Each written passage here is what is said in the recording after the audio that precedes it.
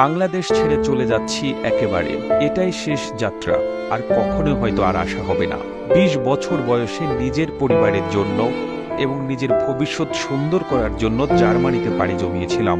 আজ থেকে ঠিক ১৫ বছর আগে ঢাকায় দুটি ফ্ল্যাট কিনেছিলাম আমার নিজের টাকায়। একটা আমার মায়ের নামে আর একটা আমার স্ত্রীর নামে। আমার মা আবার ফ্ল্যাট আমার ছোট ভাইয়ের নামে লিখে দিয়েছে। দেশে আসার পর আমার ছোট ভাইয়ের ফ্ল্যাটে আমার জায়গা নেই, তাকে আমার টাকা দিয়ে পড়াশোনা করিয়েছি, সে এখন ভালো জব করছে।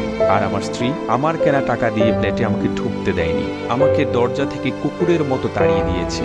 সে আমাকে তালাক দিয়েছে বিনা কারণে। ঠিক বিনা কারণে বলা যাবে না, সে অন্য আরেকজনের সঙ্গে সম্পর্ক জড়িয়েছে। বাংলাদেশে ২০ দিনের মতো হোটেলে ছিলাম, আর আপন মানুষের প্রতারণাগুলো মুখ বুঝে সহ্য করলাম। টাকার কাছে সবকিছু অসহায়। নিজের রক্তের বেঈমানি, তার উপরে নিজের আপন স্ত্রীর বেঈমানি, সবকিছু আমাকে বিপর্যস্ত করে ফেলেছে। মেন্টালি ভেঙে টুকরো টুকরো করে ফেলেছে। যে মানুষগুলোর জন্য জীবনে এতগুলো বছর নষ্ট করলাম, বিদেশে থেকে এত কিছু করলাম, সেই মানুষগুলো আমাকে টিস্যু পেপারের মতো ব্যবহার করে ছুঁড়ে ফেলে দিয়েছে। এমনটাই হওয়ার ছিল, এটাই হয়তো ভাগ্যের লেখা।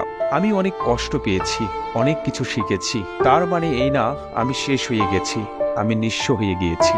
এরকম ফ্ল্যাট আরো 10টা কেনার সামর্থ্য সৃষ্টিকর্তা আমাকে দিয়েছে, কিন্তু কোনো লোভ দেয়নি, কোনো অহংকার দেয়নি। কারো প্রতি কোনো অভিযোগ নেই, কোথাও কোনো বিচার দেব না। বিচার এক জায়গায় দিয়ে রেখেছি, তিনি নিশ্চয়ই সবকিছুর ঊর্ধ্বে নিরপেক্ষ বিচারক। লেখাটি বিদেশ থেকে ফেরত আসা এক প্রবাসী ভাইয়ের জীবনের গল্প। আর এই গল্পটি ভালো লেগে থাকলে আপনার ফেসবুকের টাইমলাইনে শেয়ার করুন।